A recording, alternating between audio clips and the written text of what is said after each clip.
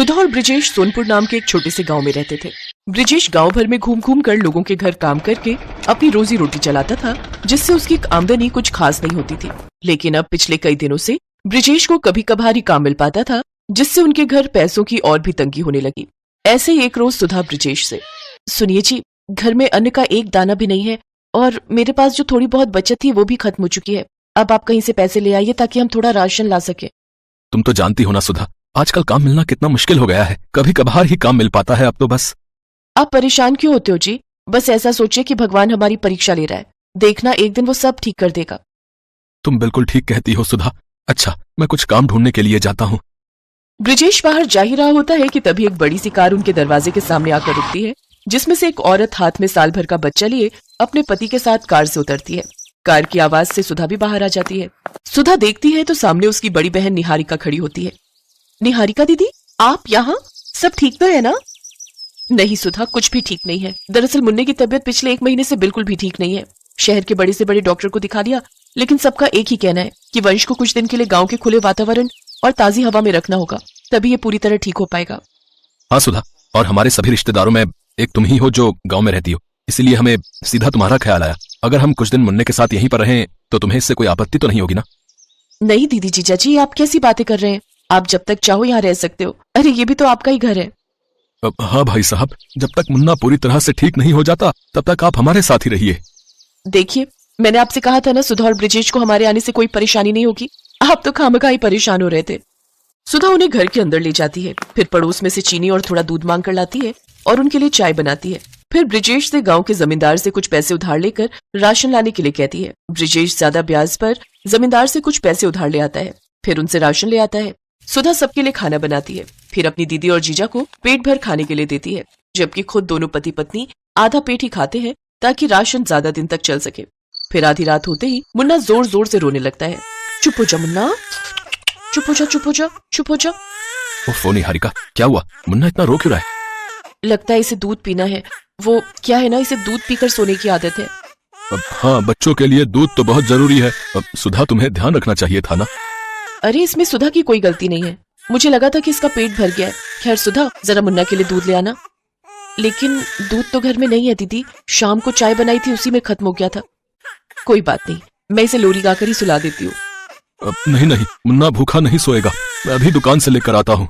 ब्रिजेश जल्दी से बाहर जाता है और दूध लाकर सुधा को देता है, जिसके बाद सुधा वो दूध गर्म करके मुन्ना को पीने को देती है। ऐसे ही एक रोज तेज बारिश हो रही होती है, जिसे देख आयुष कहता है, वाह, आज तो गर्मा गर्म चिकन बिरयानी खाने का जी कर रहा है। अभी मैं शहर में होता तो अपने कुक को कहता वो जल्दी से बनाकर ले आता। जीजा जी, आप परेशान मत होइए, आपका कुक तो नहीं, लेकिन ये साली है ना, मैं बना देती हूँ। सुधा रसोई में जाती है तो वहां तेल और मसाले नहीं होते। फिर वो ब्रिजेश से कहती है। ब्रिजेश जमींदार से कुछ पैसे और उधार ले आता है और जल्दी से चिकन और सामान लेकर घर आता है। फिर सुधा चिकन बिरयानी बनाकर सबको खाने के लिए देती है। 3 दिन बाद वो जमींदार उनके घर पहुंच जाता है। क्यों रे ब्रिजेश, पैसे लेने तो तू हर हफ्ते आ जाता है, लेकिन लौटाने के नाम पर तेरी शक्ल नहीं दिखती है?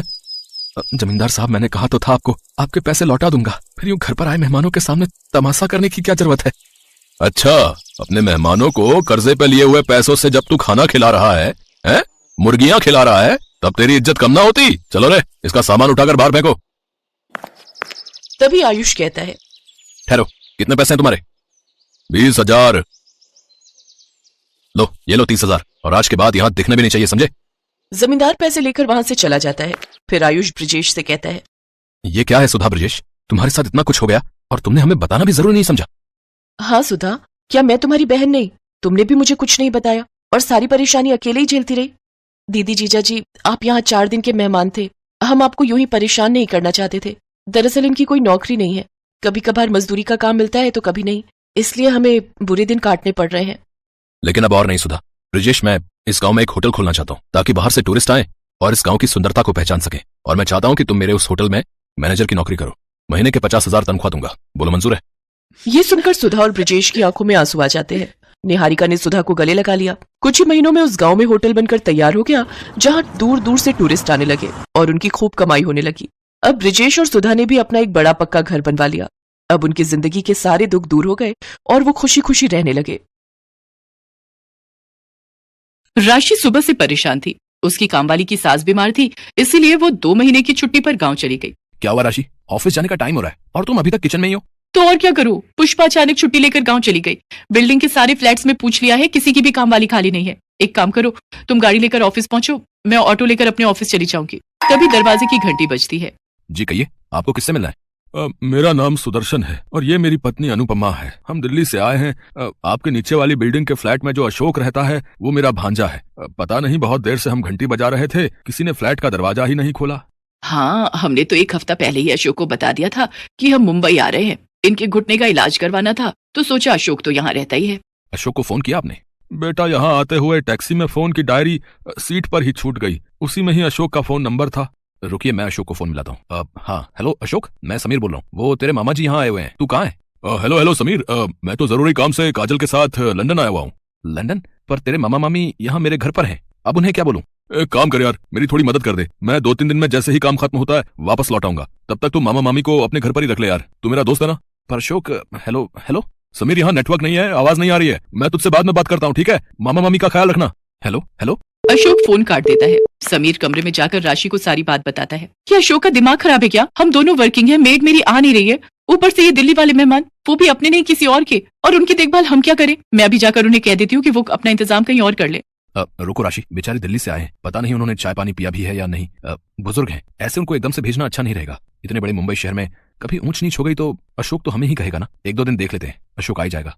समीर सुदर्शन और अनुपमा को सारी बात बताता है। शुक्रिया बेटा, जीते रहो। अंकल जी, आंटी जी, मैं ऑफिस जा रही हूँ। आप पीछे से कुछ भी आपको खाना हो फ्रिज में रखा हुआ है, आप ले लीजिएगा। हाँ हाँ बेटी, तुम आराम से अपने काम पर जाओ, हमें जो चाहिए होगा हम ले लेंगे।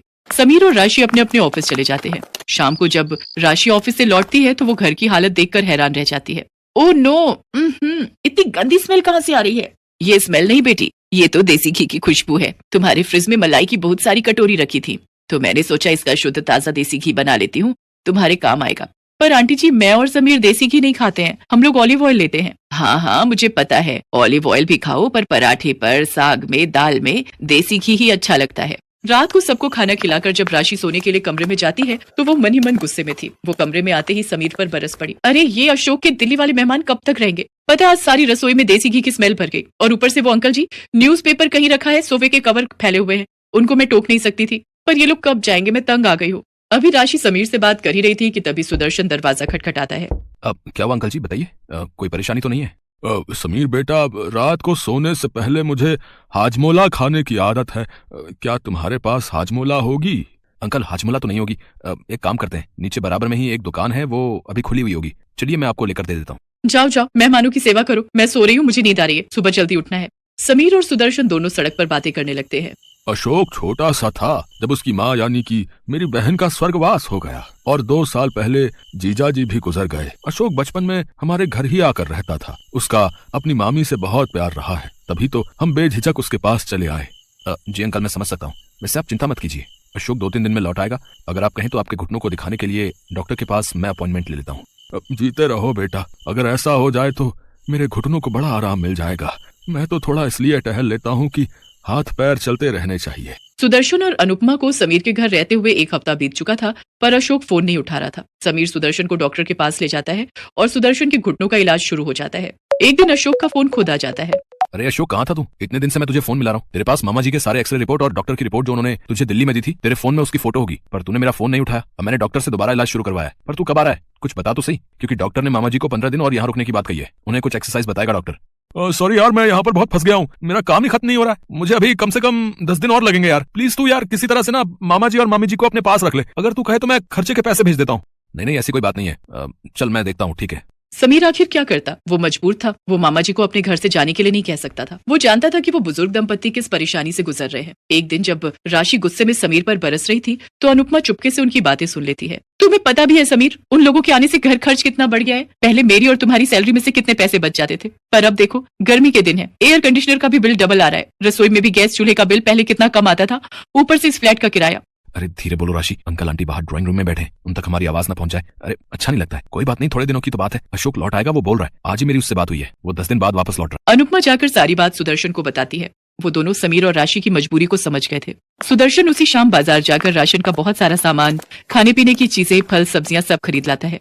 अनुपमा उस रात बढ़िया बढ़िया खाने के व्यंजन बनाती है। जब राशि और समीर घर लौटते हैं तो घर का तो पूरा नक्शा ही बदला हुआ था। राशि थकी हुई रसोई में खाना बनाने जा रही थी। वो देखती है रसोई में तो दाल, सब्जी, रोटी, चावल सब कुछ तैयार था। वो देखकर हैरान रह जाती है। समीर बेटा, राशि, तुम दोनों जल्दी से हाथ मुंह धो लो, फिर हम सब मिलकर खाना खाएंगे। और तुम्हारे अंकल जी ये कुछ सामान लाए थे, मुझे बता देना राशि बिटिया, ये सब सामान कहाँ रखना है। अरे अंकल, इतना सारा सामान लाने की क्या जरूरत थी?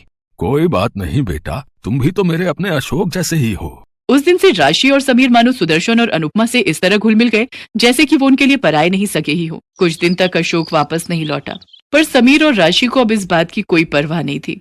वो दोनों सुदर्शन और अनुपमा के आने से बहुत खुश थे। और एक दिन सुदर्शन और अनुपमा जब दिल्ली वापस जाने लगे तो अशोक लौट आया।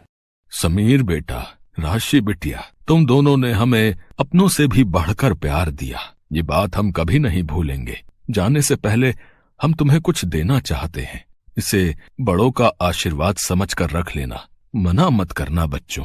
अंकल, ये चाबियां कैसी? मैं कुछ समझा नहीं। समीर बेटा, ये हमारे मुंबई वाले फ्लैट की चाबियां हैं। हम उस फ्लैट में नहीं रहते, हम दिल्ली रहते हैं, इसलिए यहाँ का फ्लैट बंद रहता है। अशोक के पास हमारा आना कभी नहीं हुआ, इसलिए हम कभी उस फ्लैट में जा ही नहीं पाए। अब से ये फ्लैट तुम दोनों का है। हम जानते हैं तुम यहाँ इस फ्लैट में किराए पर रहते हो, अब तुम्हें किराए पर रहने की कोई जरूरत नहीं है।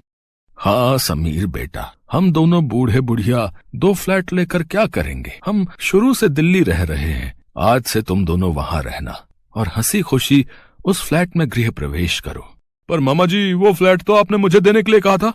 चलिए मामा जी, मामी जी, आपकी फ्लाइट का टाइम हो रहा है। चलो राशि, हम मामा जी और मामी जी को छोड़ने चलते हैं। राशि और समीर सुदर्शन और अनुपमा को छोड़ने एयरपोर्ट चले जाते हैं और अशोक उन्हें जाते हुए देखता रहता है। वो जानता था कि वो कहाँ गलत था।